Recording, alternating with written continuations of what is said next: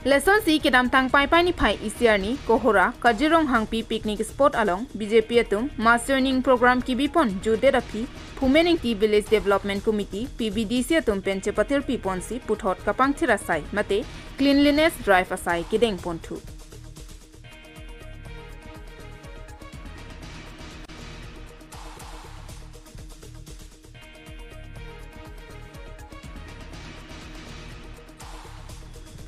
Lesson si program judet pen haladak adima klong along lapuson kiter bong plastic koidung ke chelang nodak ji pusi nilitum Phumening T Village Development Committee mate thi hek pen PVDC amaipu gulsaning ti chunbang darsing terang dunmaipu mongol sing rongphar rap chunbang dhiren terang sanjib be monsing ti mongsing ti lapen Bidya Singh phangcho tum chetong si labang so kapang thira sai klempon si misen pen pachunpon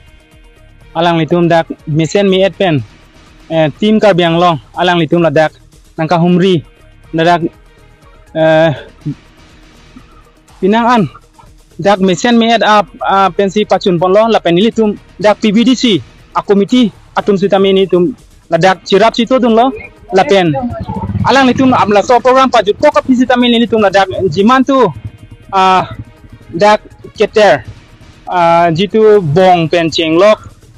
plastik pen jenglok pinang ana akece do la sini duma komiti pen la so asai bangke ni tum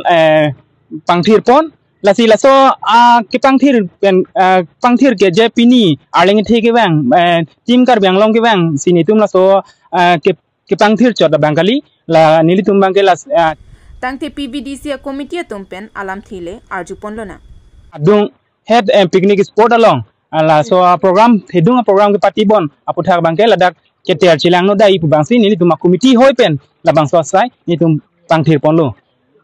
la so committee long nili mai phu iglo nili men bulsoning ti la pen puthot nili dung chunbang ke hai pele nam pathan po igna so kini ladak la program judet penali tum la bang so pangthir asai ke kemo puthak nali pen ladak tham basni tham soro lo ni tunga dak ni la ki pangthi rasai ki klem nang kok lake ladak ni tunga dim keter ke abang ke selang dagi pusi ni tum Phumening T Village Development Committee him pen ni tum ki pangthi rasai la pu meeting ki jut pen ni tum lemon phirlo la pen kardom nilime sanjib de nili mane pini